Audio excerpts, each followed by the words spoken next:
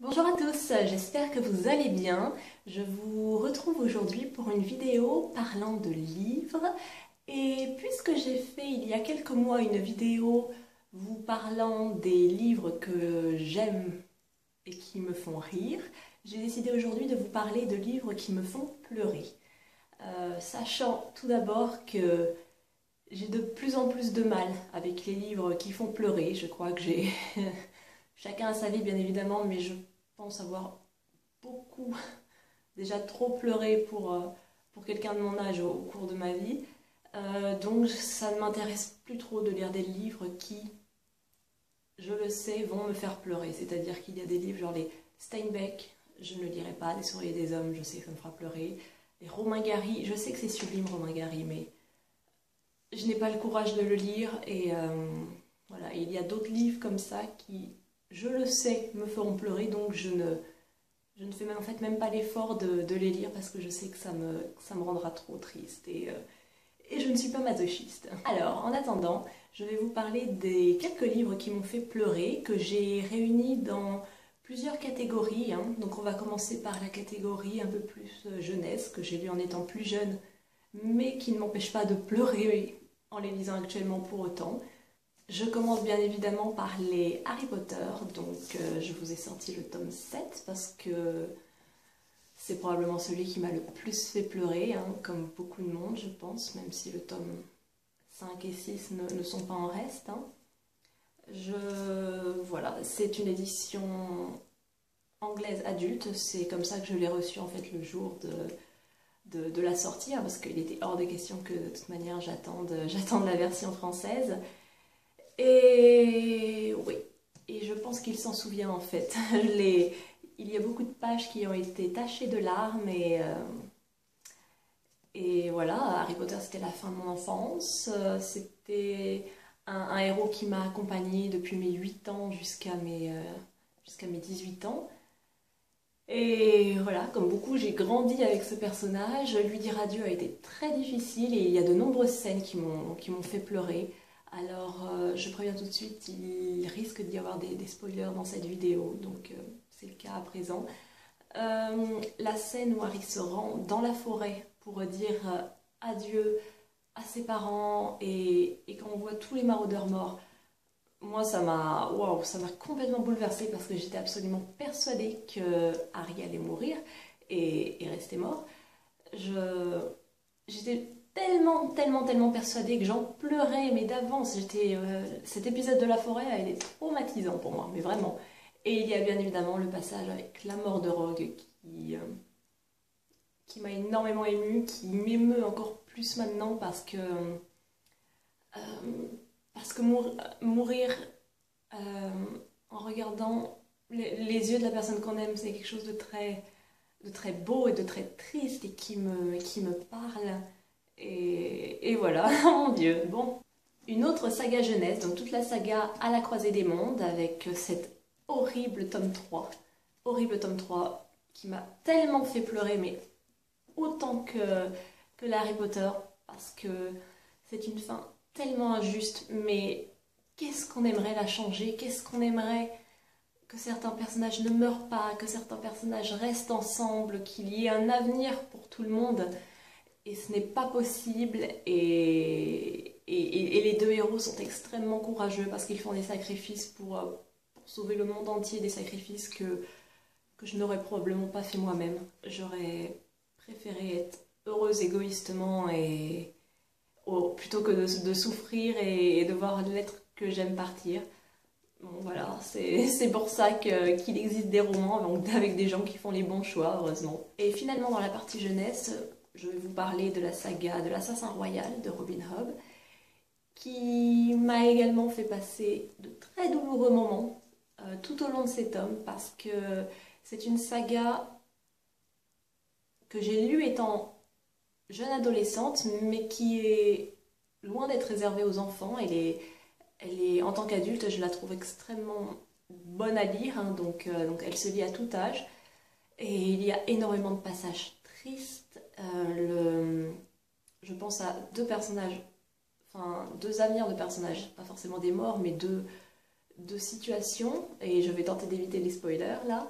il se passe quelque chose avec le personnage d'Œil de Nuit, le loup du protagoniste, qui m'a absolument fendu le cœur, mais à un point auquel je ne m'attendais pas. Je suis très sensible en général dès qu'il y a des animaux dans l'équation, et ça n'a pas échappé, hein. Ça m'a rendu très triste. Et le dernier tome donc, de la saga existante pour le moment, vu que Robin Hobb va sortir une suite, ce qui m'a réveillé des morts, je crois. Toujours est-il que la fin de cette saga existante pour le moment, avec le devenir du fou, m'a complètement laissé sur le carreau. J'étais tellement dégoûtée, tellement triste, c'est tellement... Le héros ne prend pas les choix que l'on aimerait qu'il prenne, et c'est rageant, et on ne peut rien y faire parce que c'est tellement bien écrit qu'on n'a pas envie que ce soit différent, mais en même temps si. Et voilà, c'est vraiment injuste. Je le dis. Ensuite, dans une autre catégorie, j'aimerais vous parler d'une catégorie un peu plus histoire. Donc j'ai 2 romans. Tout d'abord, La Liste de Schindler. Oh mon Dieu, j'ai oublié l'auteur, je vous l'inscris là tout de suite. Que je n'ai pas, que j'avais loué et dont j'ai le film, qui est traumatisant. Vraiment traumatisant. Ça parle donc de camp de la mort, ça parle de juifs qui ont été sauvés par un Allemand qui a essayé, qui à la base était quelqu'un de très pragmatique, hein, qui s'était juste seulement dit qu'il allait prendre des juifs parce que ça ferait de la main-d'œuvre, et qu'ils étaient prêts à tout pour être sauvés. Et cet homme, histoire vraie, hein, ça s'est vraiment passé, c'est ça qui rend toute l'histoire tellement triste, tellement belle. Et voilà, cet homme s'est pris au jeu en quelque sorte, et il a commencé à chercher à sauver le plus de juifs possible. Et la fin est déchirante parce qu'il y a un hommage rendu à cet homme qui a sauvé tous ces gens. Et on nous cite notamment la Torah, qui explique que celui qui sauve une vie sauve le monde entier. Et c'est vraiment déchirant parce que voilà, cet homme a sauvé du monde, il a fait un bien fou à l'humanité, et il s'en veut pourtant de ne pas en avoir sauvé assez. Et c'est vraiment émouvant. Et je vous conseille vraiment le film de Steven Spielberg, qui pour le coup rend très très bien hommage au livre. Les 2 sont complémentaires pour moi. C'est un film sublime, en noir et blanc, avec une seule image colorée, qui est voulue, des acteurs absolument géniaux. Il y a Liam Neeson et Ralph Fiennes dedans, qui sont des acteurs que j'adore et qui sont tellement bons. Donc voilà, l'histoire est géniale, le fait est génial, et c'est vraiment très très triste. Et dans la même veine, j'ai Le Choix de Sophie de William Styron, qui traite à peu près du même sujet, ou du moins de la même époque, hein, avec la Seconde Guerre mondiale, les camps de concentration et d'extermination. Sophie a dû choisir entre ses enfants. C'est pour ça que ça s'appelle comme ça. Elle a dû choisir lequel de ses enfants elle allait sauver, sa jeune fille ou son jeune fils. Et c'est un choix qui, bien évidemment, détruit complètement toute mère. Et c'est tellement triste. L'image est tirée d'un film, le film est bon également. Vous pouvez aller le voir, parce qu'il faut quand même le lire, hein. Le livre, il est très gros. Je me souviens que je l'ai lu en été, complètement folle. Ça m'avait déchiré le cœur de lire ça. Ce n'était vraiment pas une lecture d'été. Et pourtant, c'est à lire, c'est très bon, c'est très long, mais c'est vraiment déchirant. À présent, j'aimerais vous parler de quelques classiques qui m'ont mis la larme à l'œil.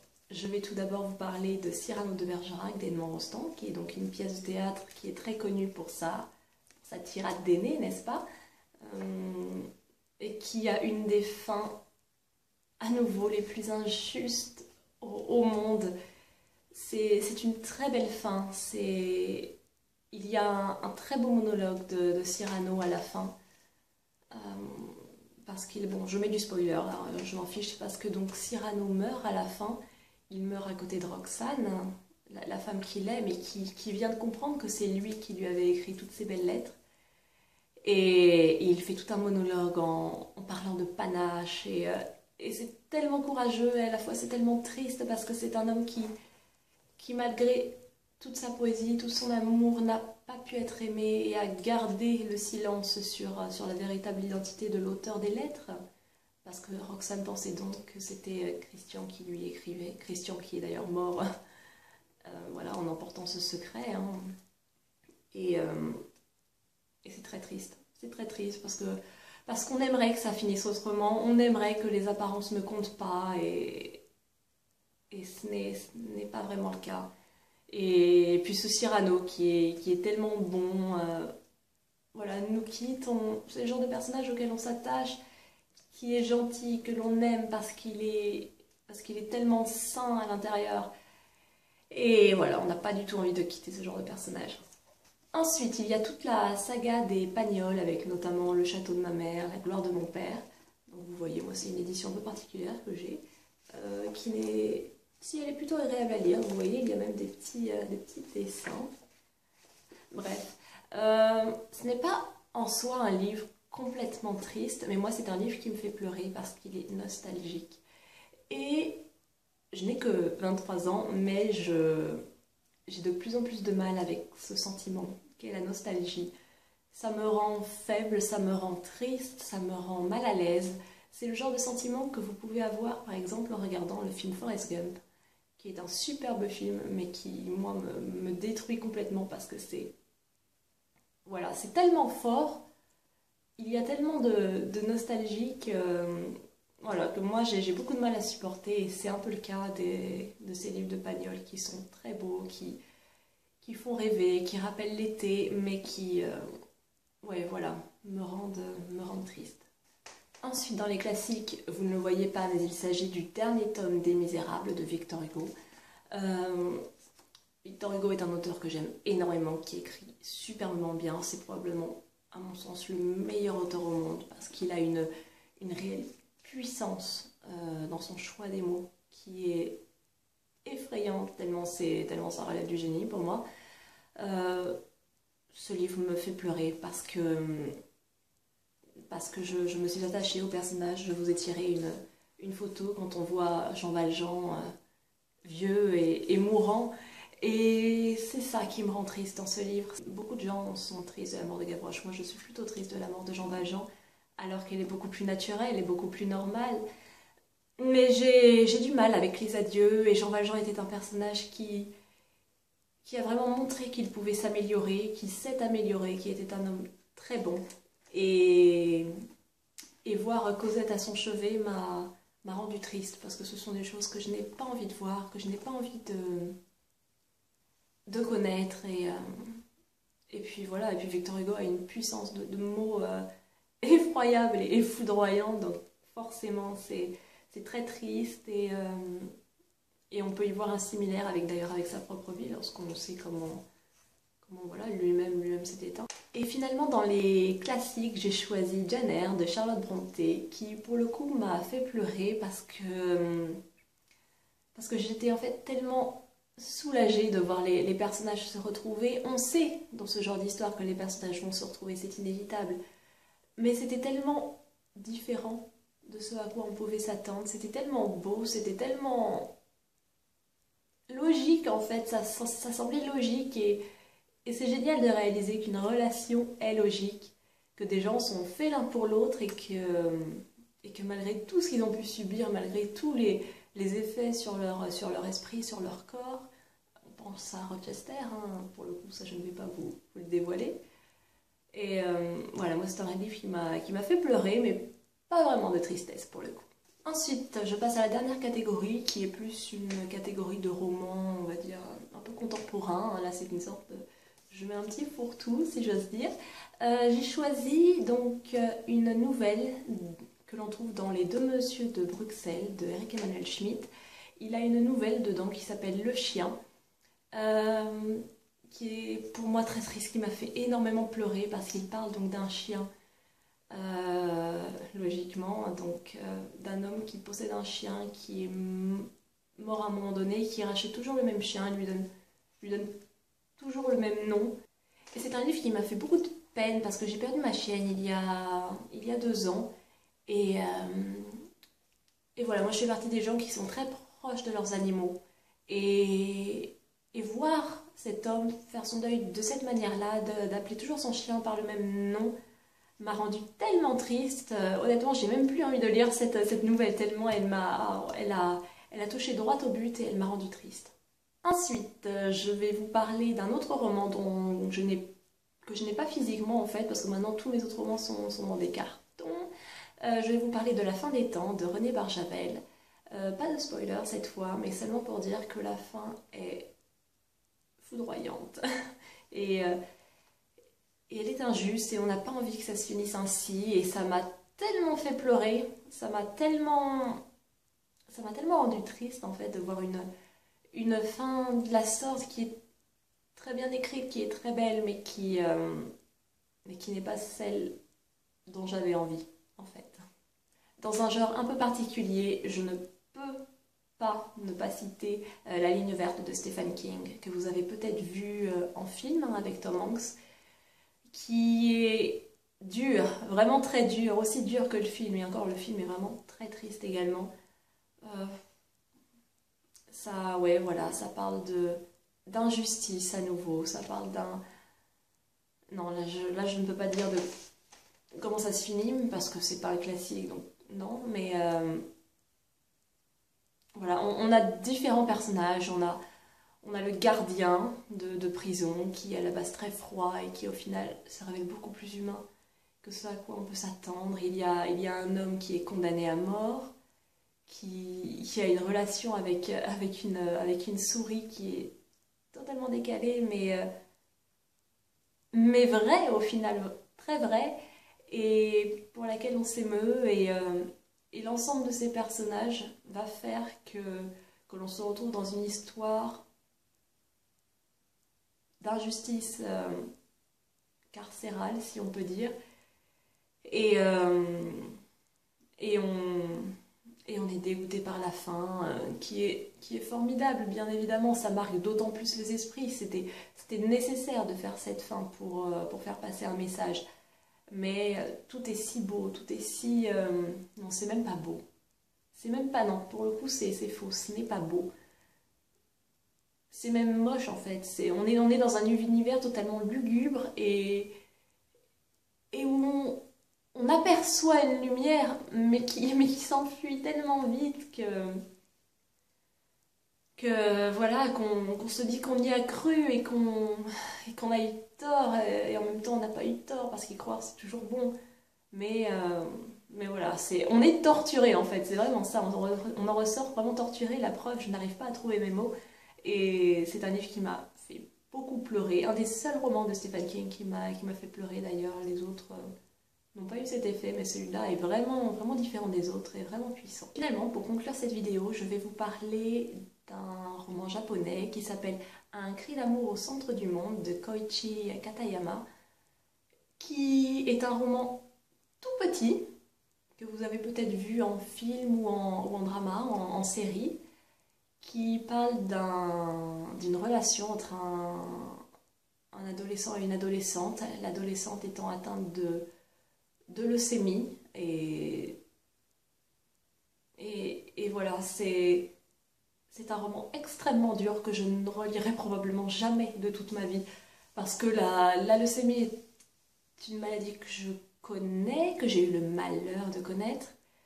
Et, et c'est tellement dur en fait. En plus, quand on associe cette maladie terrible à des jeunes enfants, c'est encore plus injuste parce qu'ils ont la vie devant eux et